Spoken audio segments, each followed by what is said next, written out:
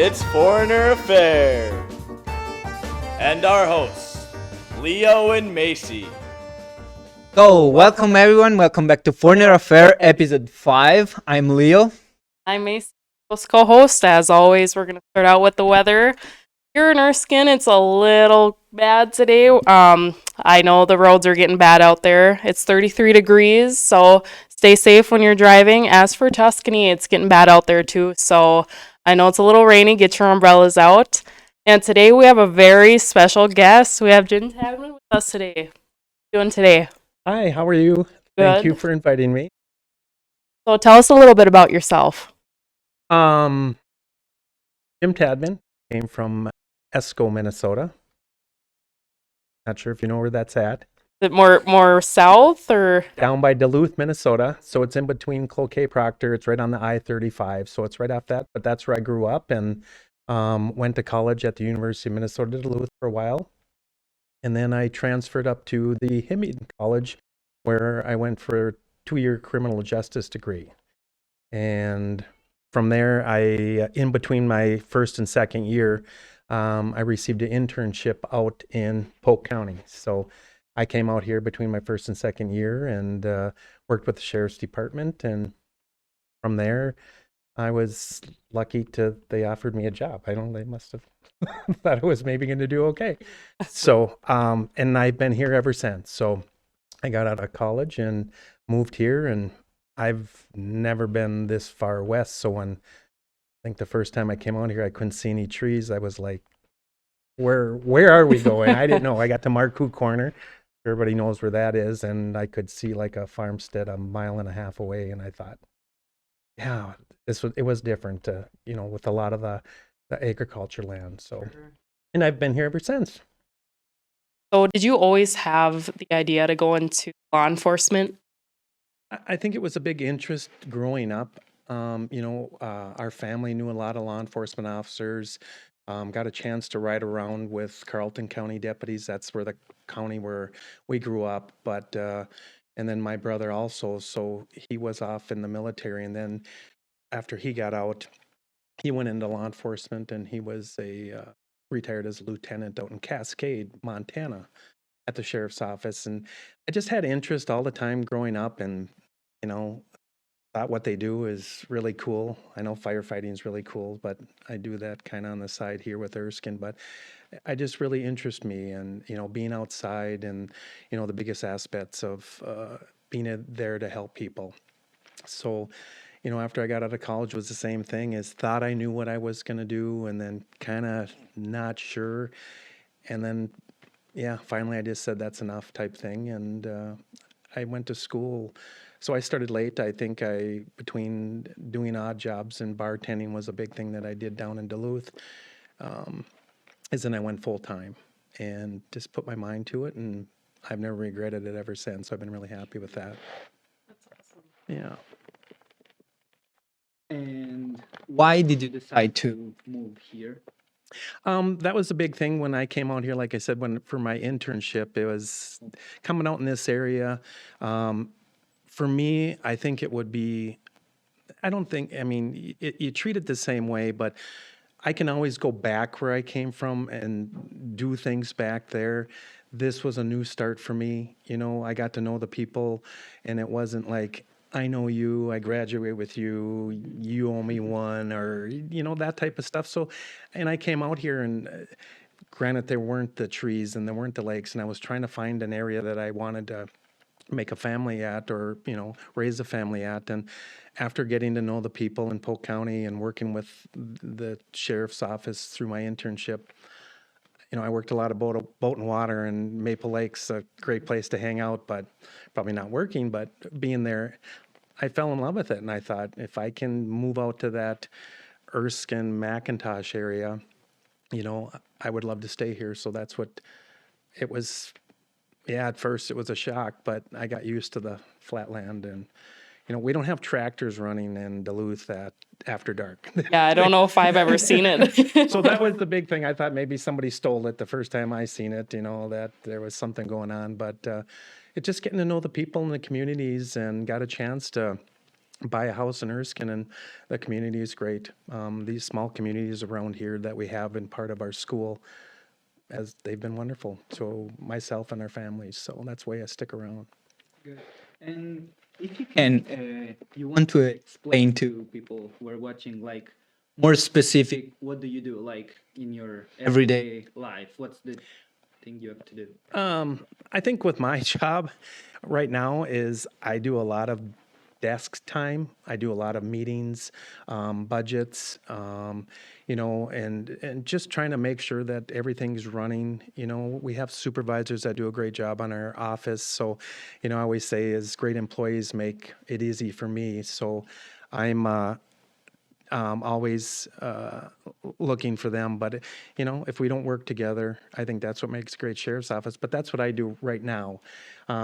My biggest thing with Polk County is that I've had a chance to really grow with the county. When I first started, I was just 21 and a half, and the next closest deputy was 31. So I was kind of the baby in the department. So I really got an opportunity to grow in the department. Became our training instructor for our whole department. I worked the undercover drugs when I first started out back in '88. That's my first job that I started with Polk County, and then was able to go into investigations. And then in '96, I was able to start a canine program.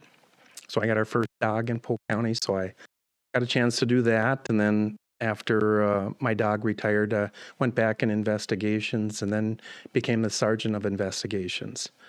So I've really had that opportunity to move through. And then in 2013, after retirement of our chief deputy, Carl Erickson, I took over our chief deputy spot. And then after the retirement of Barb Erdman, I ran for sheriff and was elected. And I'm just finishing up at the end of this year with my first term as a sheriff. So That's an interesting thing. Like, how does it work for the election?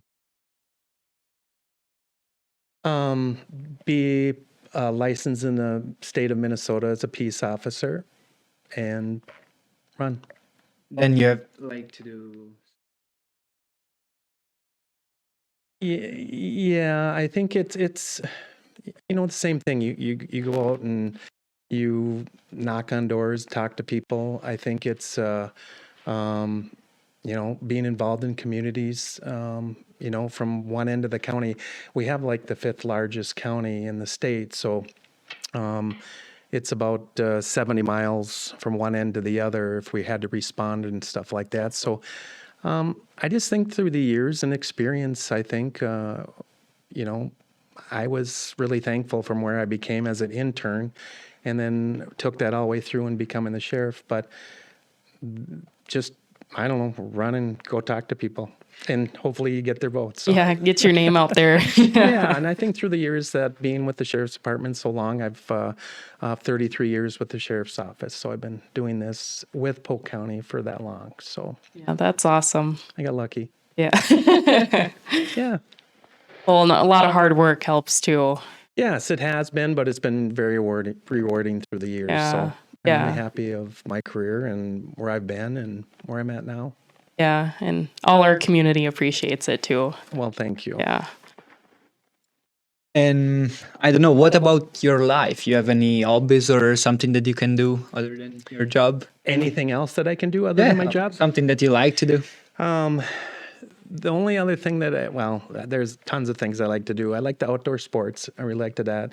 Got involved with trap shooting lately, so I'm learning at that. I've duck hunted through the years and do all the hunting and fishing. But one of the things that most people probably don't know, and when I go to law enforcement classes, is I do taxidermy on the side.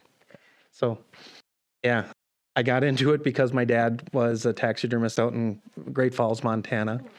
And, I enjoyed when going out there and doing stuff with them. And one of the things that I went out there for a long time and learned it before he passed away. So I kind of enjoyed it and wanted to take something on that he enjoyed. And I just do that just for fun and Tradition. tradition. But yeah, and I don't do it really as a business. I just do it but Yeah. What kind of animals? Just deer. Deer? Yeah. I've been trying to expand more, but it's like, yeah, I have a Yeah. lot going on. But I really enjoy it. That's after it's done and it doesn't have crossed eyes or horns Yeah, upside right. down. So Yeah.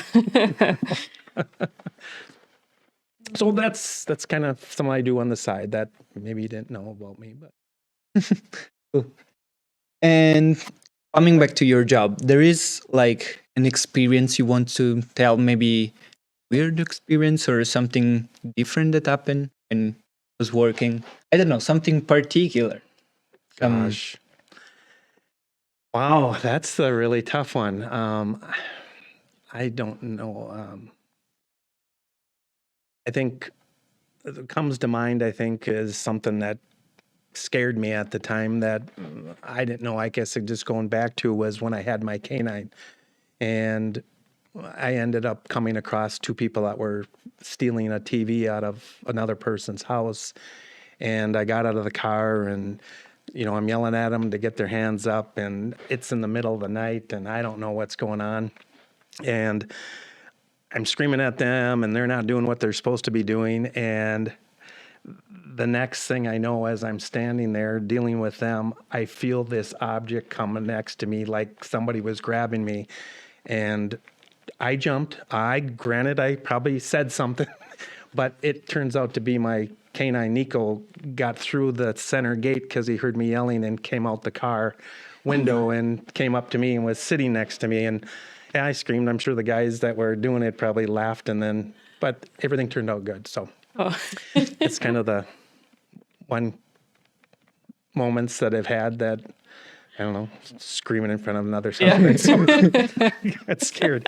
I'm just a normal human being. So, Yeah, right. Yeah. But anyways, yeah. There's I- probably many more, but yeah. I have a question about that. When you started like working, there was some situation, maybe you scared about the situation, or anyway, it was something new, I suppose, when you first started. I think, for me, the first incident I had was when I was an internship. Where I got scared was they ended up putting me on top of a house out by the Maple Lake area. And because there was supposed to be people that were going to come over and burglarize it, so they put me on the neighbor's house, and I was supposed to wait and then radio the law enforcement officers to come in that they were there. And I mean, it's in the summertime, so I remember getting the sergeant's jacket, and it was like 10 sizes too big for me. They gave me a can of mace, and they gave me some handcuffs just in case, and that's all I had. And they said, "You call us when they come." So I waited there, and I'm waiting there, and there was a small storm that came through, and I thought I was going to fall off the roof. I mean, it was blowing so hard. That cleared up, and then all of a sudden these cars start coming, and I'm like, so I start radioing. They're here. Help, can anybody hear me type thing, using the radio. Well, our radios in Marcoux will go up to all the big counties, Pennington, Red Lake, so other officers can hear this, and they're wondering.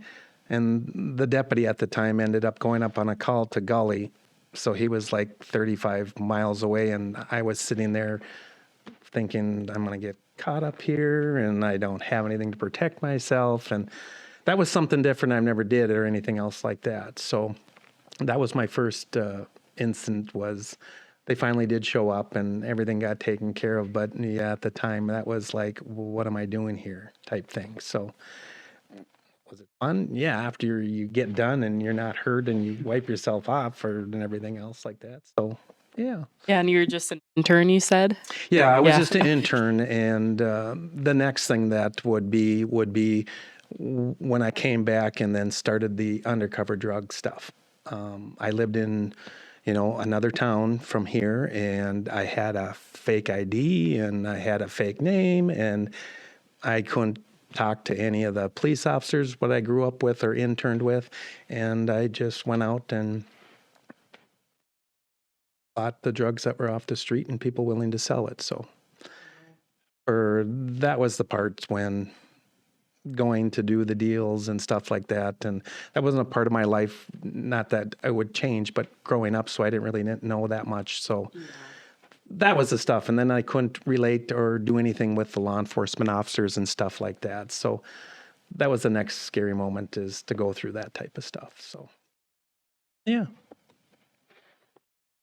And at this point, for conclusion, I would like you to say what's something that you don't like about your job and what's something that you like. What I like about my job is, I guess, helping people and seeing that myself or the deputies or office were able to do something for them to get them on the right path. It could be either anything with mental health, a domestic, or something to get them help and get them on the right path. I think that's a big thing that I think all of our officers strive for and have a mission, is to be out there and help the communities. I think the worst thing to ever to do is to go and speak to either a loved one or a mom and dad that their loved one has been killed in an accident. And I've done that many times, and that's not fun. So that's one of the big heartaches and the anxiety that really goes until it's accomplished. But you just don't know how they're going to act, and no one wants to hear that. And I wouldn't want to be in that place either. So. Well, Jim, I think that's all we got for you today. Thank Okay. you so much again for being with us, and thank you for all your hard work that you do around here, and to the rest of the deputies. And we hope to see you again. Okay, thanks for inviting me. Thank you. Take care. And so, nothing. See you in the next episode.